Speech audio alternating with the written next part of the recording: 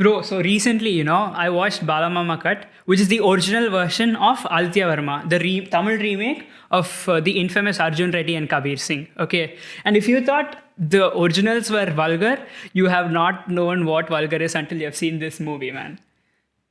So, okay, so you're coming to Arjun Reddy, right? Actually, this is a good start to the podcast talking about Arjun Reddy right at the beginning.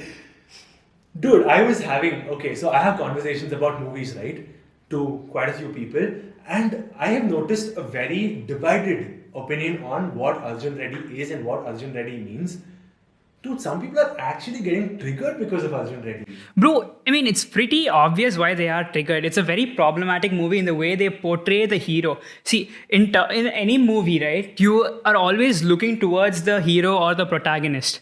Okay, and the way they portray the protagonist is the way audience perceive him. For example, the movie Mangata, Ajit was portrayed as an evil person, but people still thought he was the hero, even though he was the original villain of the movie. In the same way, in Arjun Reddy, he's portrayed as a very bad person with a lot of anger issues and misogynistic traits, but people still like took inspiration from him, and they started to take his traits and start behaving like him, and that's why it's problematic. No, it's not problematic. Whose problem is that? That is another question. See, that's what I don't understand. Just because movies is an art form which gains a lot of attention, right? People look at movies differently from what they look at anything else, any other business, any other industry. Dude, people are making movies based on what makes them money. Simple as that. See, you're talking about Arjun Reddy, you're talking about Mangata. Funnily, both of those movies were super massive hits, which made a lot of money, a ton of money. So they basically are just doing what the audience wants and what is making the money, which is ultimately the most important thing because it is the cinema industry, not the cinema art form. Okay, spoken like a true capitalist, but we have to look at two different things, right? We have the audience who are viewing it, and we have the people who make these movies. So they are basically supplying to the demand of people wanting to watch these movies. So if we are a generation of people that look to Arjun Reddy, get inspired, and want to be like that, think that is what masculinity is all about, then the problem is actually with us. So we're not condemning the people who made Arjun Reddy, but we have to know the distinction between what an art is and what has to be taken out of it, right? So what do you think about that? See, again, is that the problem of the people that make the movie? Because the hero or the protagonist can always have a problem which is not addressed in the movie. See, in Arjun Reddy, no one is denying that the protagonist or the hero had a problem, a mental issue. Just because it wasn't addressed as a mental issue, it doesn't mean that the audience just go ahead and do whatever the hero is doing. Is that the movie maker's fault or is that the audience's fault? Which is more logical? Trying to change the mindset of the people watching the movie or trying to change the way movies are made in itself only to suit those mindless people that just blindly follow what the hero does? Okay, see, cinema is an art form, okay? And if you look at movie in a theoretical way, you see that the word protagonist means good, a good person or the lead. Even an antagonist is a lead, but the anto part means he's evil. See, when you see that the basic definitions of protagonist and antagonist is good and evil, you like, in an art form, you have to portray the good person as flawless and an antagonist as very evil. A good person can have flaws. There is character development to it. But a good person cannot be only flawed. If you when you look at Arjun Reddy, I can only point out the flaws in him. The way he treats his girlfriend, or the way he treats everyone around him, and the way he manages his problems. It's all very problematic. The way he handles his anger. But you'll have to see there are very, very minimal good traits to him that makes him a protagonist and not an antagonist. Okay, so do you really think if you're watching that movie, if he's the protagonist, do you want that traits to be a person's traits out in real life? We're just looking at it as a movie. And if there are people out there who get inspired by that, the problem is with the society. And all of this, like I mentioned, it's about the demand and supply. So we, as people, as consumers of content, should know to differentiate between what has to be there and what shouldn't be there.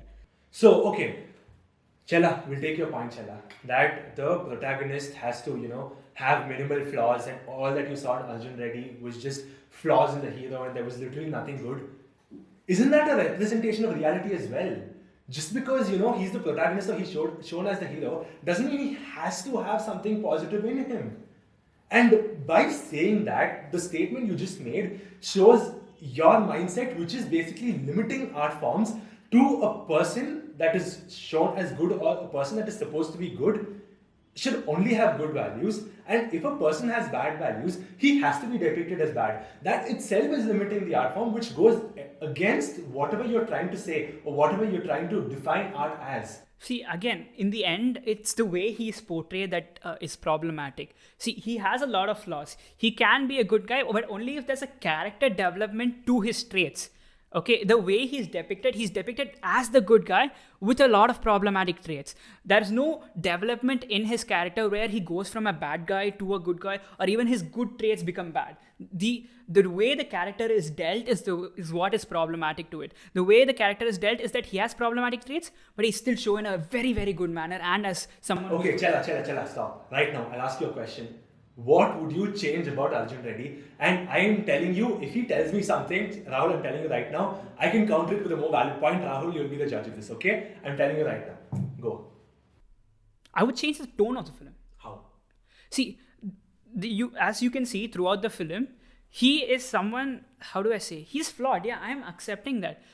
Like, even in art forms, it's a very, very unique way of portraying the bad guy in a way you like him. You could have seen, there are many villains who are portrayed in a way you like them. For example, Joker from The Dark Knight, or even Thanos from the Avengers series. They are bad people who are, who are made likable.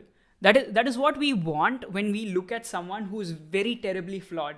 For example, in Arjun Reddy, he's a terribly flawed person, but he's made likable in a manner that is problematic because you take the bad traits about him. For example, if it's a Joker, you take the traits such as the word society, or if it's Thanos, his outlook on how resources must be shared.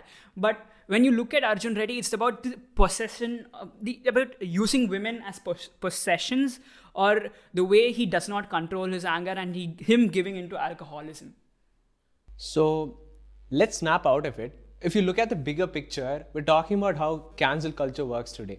Cancel culture is when you call out something that is problematic to the society and something that has been internalized in our minds and societies as a whole for a long period of time.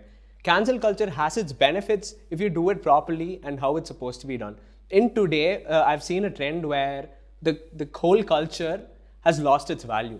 We have moved on to a phase where we see the tip of the pyramid of a problem and call that out. There is nothing wrong with calling that out. But what you have to look at is what is the base out of it, what stems out of it, what is it coming out of. So if you look at examples of shows or movies that was made ages ago, obviously it will have a lot of misogynistic content. And if those movies were made, they will have been cancelled. Yes, so we are looking at the art form for how it was made. They made the movies because of the art they wanted to, and from the society that they were a part of. So we, as consumers, have developed enough to call that out today, which shows the growth that we have had as people on how you look at it, how you differentiate between what an art form is and what a society is. Yeah, okay. Following up on that, I would like to start by saying Arjun Reddy is the perfect example of something that should not have been cancelled being cancelled. Okay? And also, take any number of examples you want. Okay? Let me give you The Office. Okay? That was hugely problematic, some of the jokes and all of that. Yet, The Office wasn't cancelled. So that gets me thinking, right? Even though something is problematic, if you like it, you don't cancel it. If you like it, say for example... See, okay, I'm going to stop you right there. I'm really sorry about that. But the thing is, The Office portray the problematic jokes in a way that they are shown as problematic. You see, there's this... there are episodes where Kevin has a lot of fat jokes where he's the part of. But they always end up in a manner of saying that it is wrong to make Kevin because he's fat. But there are other things you can make fun of him for. Okay, let's take The Simpsons. The Simpsons was cancelled, right? They didn't have any wrong intention about Indians. They just wanted to portray the stereotype through Apu from The Simpsons. But that was cancelled. But The Office, suddenly, okay, The Office came out, what, 2005, 2006? Suddenly it became the most streamed web series or the most streamed sitcom in 2018, 2019. Everyone started watching it, everyone started talking about it. And even though it's problematic, you cannot cancel it because it's suddenly too big to be cancelled. J.K. Rowling got cancelled.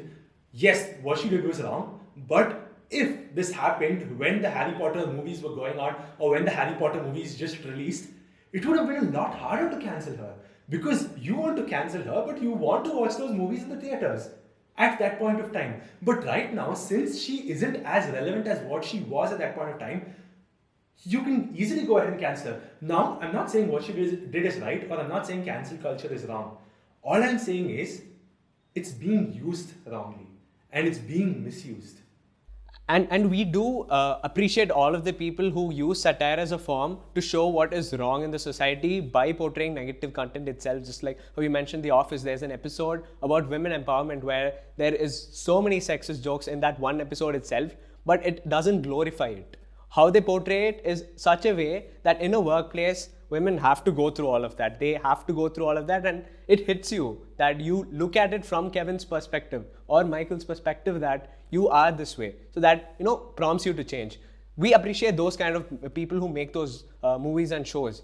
But people who do glorify it and all of that, we are not going to take it. We are not going to apply it in society. We will call it out as, okay, this is wrong, this is bad, this shouldn't be the case with the society. So, but it's their art form. So how you want to look at it depends on that. And speaking of how you have to deal with stuff that was made ages ago with all of the problematic elements such as racism, we have a clear example, a very good example of Warner Brothers and how they dealt with it. I really admire them for doing it. So we all must have watched Tom and Jerry. So Tom and Jerry came out in the 50s and 60s when racism was there way before Martin Luther King Jr., right? So racism was like imbibed into the whole show by showing how the black people were portrayed, how the Native Americans were portrayed. So what they did, instead of cancelling the whole show, they put out a disclaimer saying this show was made at a time when all of this was normal and internalized.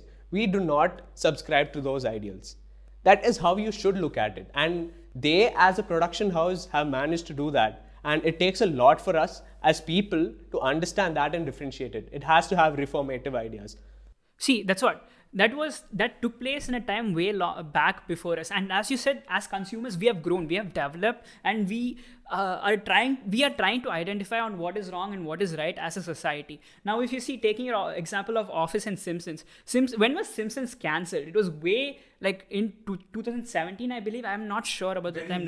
Yeah, very recently, as compared to Office, which ended in 2014. Again, the creator and writers of The Office, they have created other shows like the B99 or The Good Place and Parks and Recreations, which again are very inclusive shows, and they're way ahead of his time. Okay, they portray the very negative traits and aspects like Michael's racism or his ignorance in a manner that it is blatantly shown as ignorance, okay, and that it's blatantly wrong.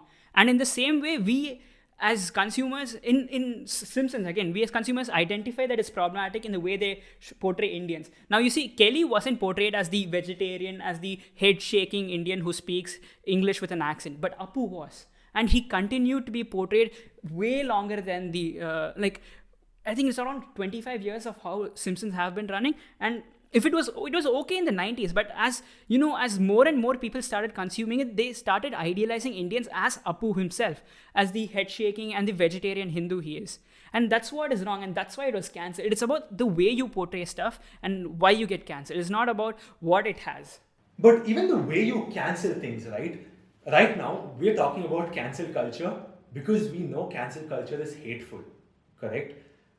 But why is it hateful? See, all I'm saying is, why do you cancel something? Because you know something is wrong, you know something should not have been made, but it was made, and you do not want them reaping the benefits out of it, so you cancel it. You tell them that they were wrong, right? Now, if someone makes a mistake, you give them a chance.